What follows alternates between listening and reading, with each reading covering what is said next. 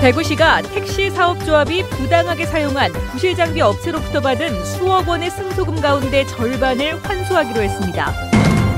새로운 복지 제도를 하려면 중앙정부의 협의를 받아야 하는 제도가 사회복지와 지방자치 발전의 방해물이라는 비판을 받고 있습니다. 초저금리 시대 개인 투자자들은 주식 연계상품 같은 투자처로 몰리고 직장인들은 절세 금융상품에 눈길을 돌리고 있습니다. 정신병력이 있는 30대 남자가 고속버스 터미널에서 아무런 이유 없이 시민들을 상대로 흉기를 휘둘러 20대 2명이 다쳤습니다. 여러분 안녕하십니까? 대구 경북 소식 전해드립니다. 지자체가 복지 제도를 새로 만들거나 바꾸기 위해서는 중앙정부와 협의를 거쳐야 합니다. 지역 간 형평성을 유지하고 선심성 복지를 막기 위해서입니다.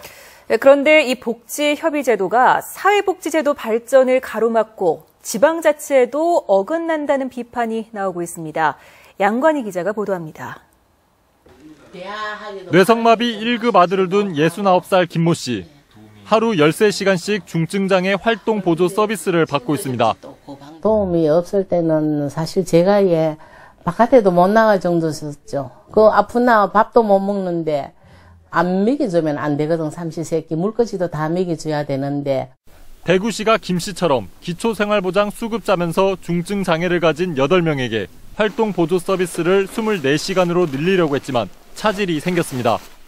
보건복지부가 타 시도와의 형평성과 과잉복지라는 이유로 제동을 걸었기 때문입니다. 도 예산까지 마련해뒀던 경상북도도 같은 서비스를 무기한 연기했습니다. 2013년부터 법이 개정돼 지자체가 복지제도를 새로 만들거나 바꾸려면 중앙정부의 협의를 받아야 합니다.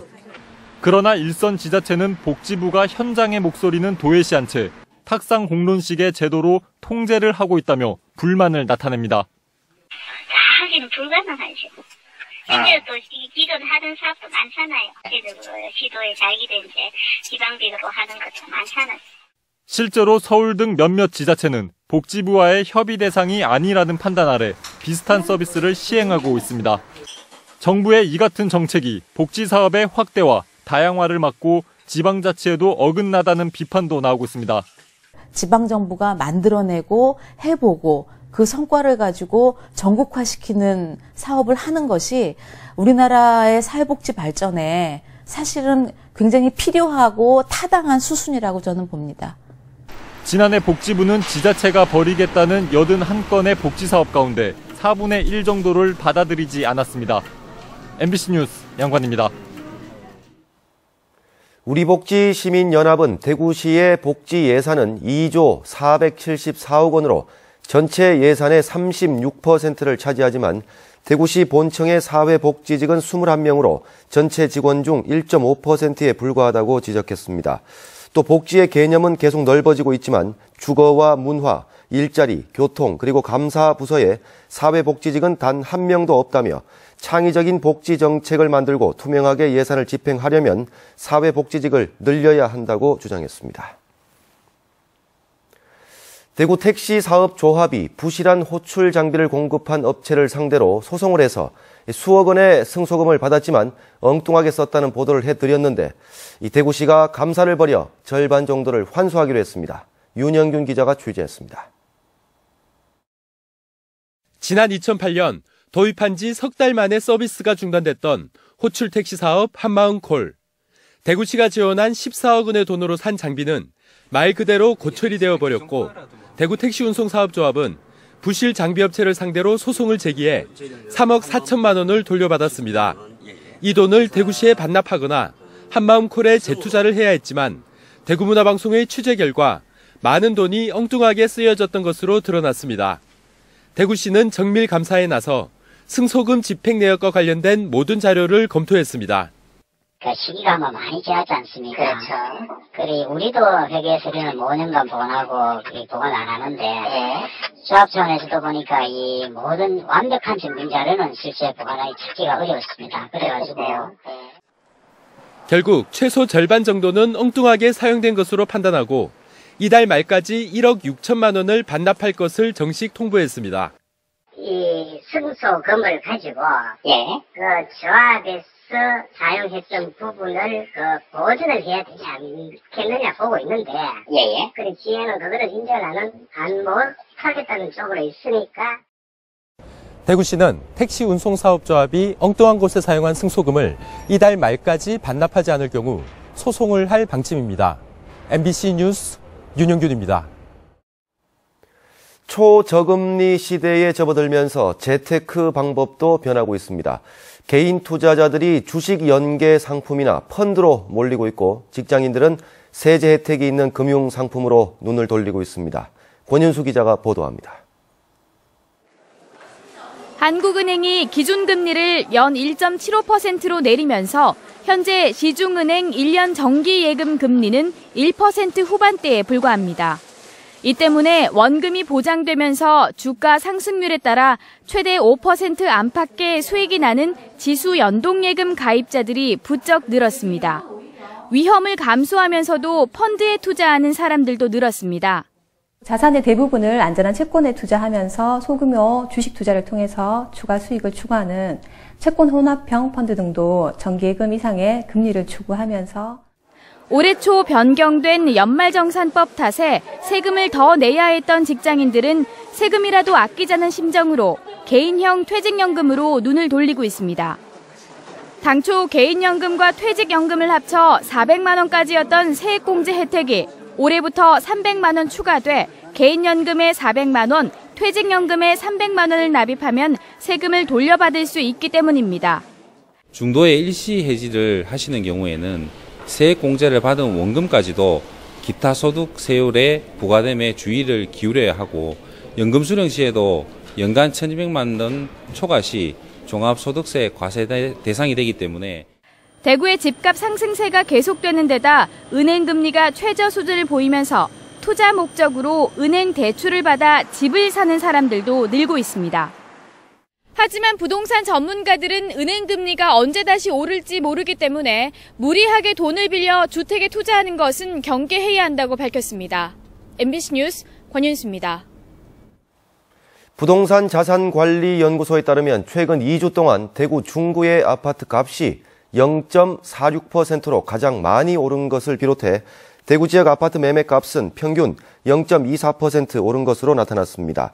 북구 0.33%, 수성구 0.29% 등 다음 달 도시철도 3호선 개통을 앞두고 3호선 구간의 호가 상승세가 높았지만 달성구는 0.01% 내려 양극화 현상을 보였습니다. 같은 기간 아파트 전세값은 평균 0.18% 오른 가운데 중구와 북구가 0.22%로 가장 많이 올랐습니다.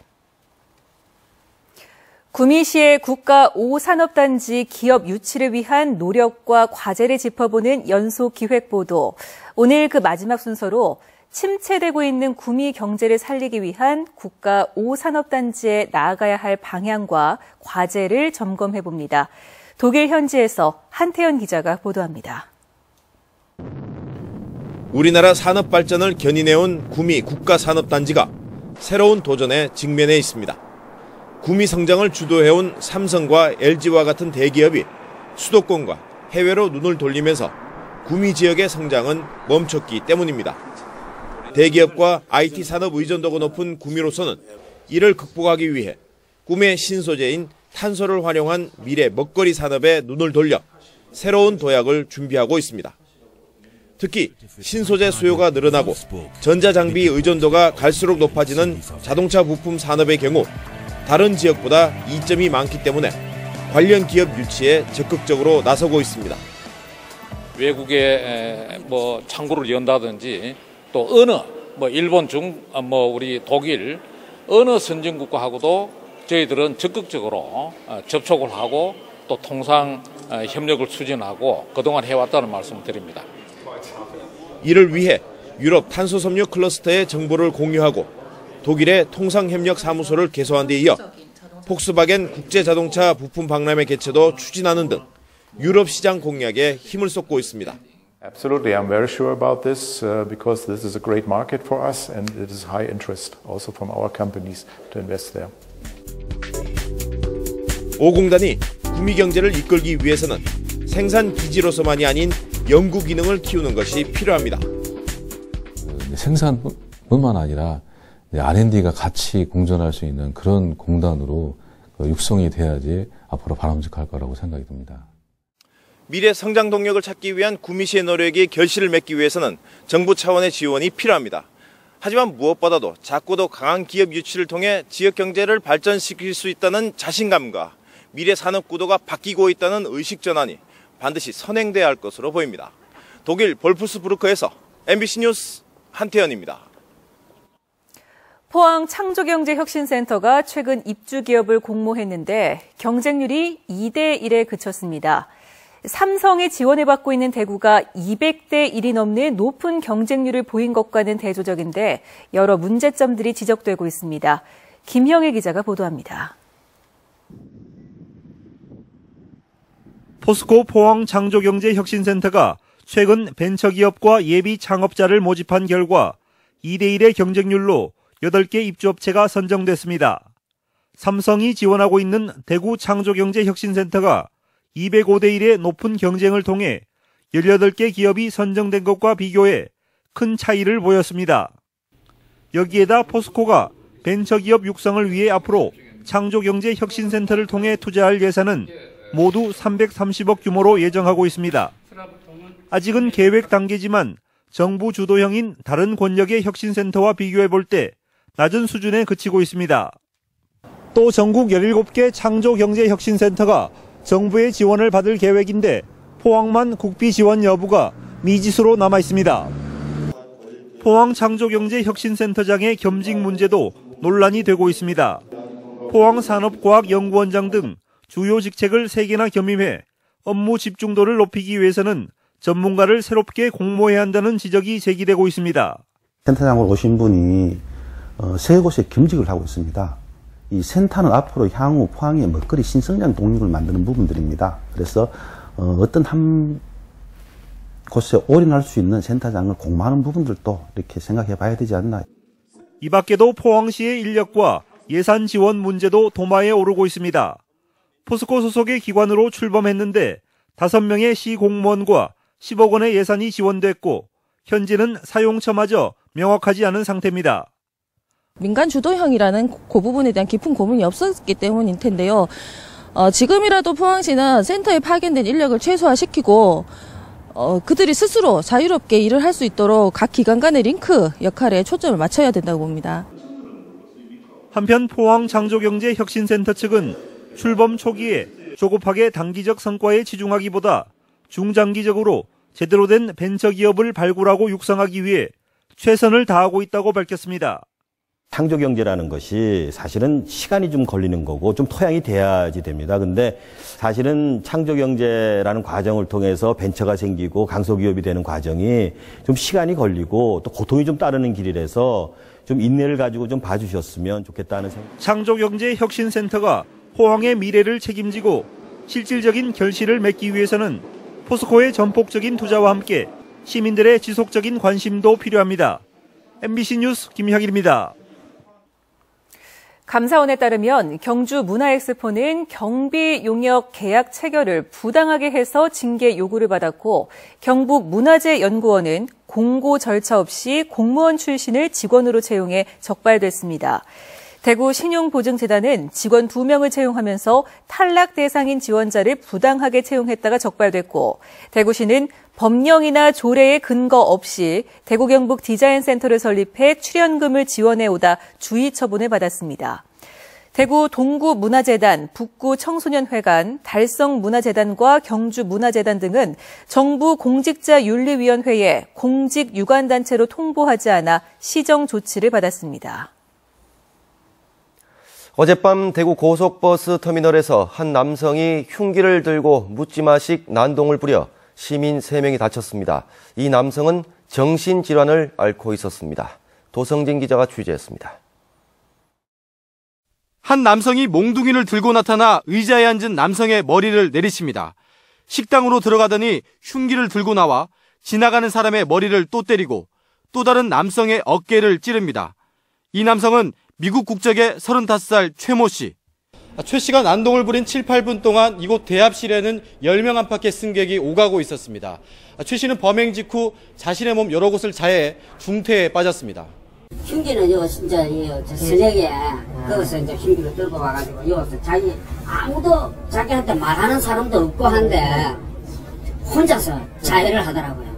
미국에서 대학까지 나온 최 씨는 경산에 있는 처가에 머물다 서울로 가는 길이었는데 오랫동안 정신질환을 알아왔던 것으로 드러났습니다. 5년 전부터 정신분열증을 알아서 정신병원 약 2개소에 다니면서 치료를 받았고 현재도 약을 복용하는 거로. 5년 전에도 대구 도심에서 50대 정신질환자가 벽돌로 행인을 쳐 숨지게 했고 3년 전 칠곡에선 역시 정신질환이 있는 30대가 흉기를 휘둘러 길 가던 여성이 숨지기도 했습니다. MBC 뉴스 도성진입니다.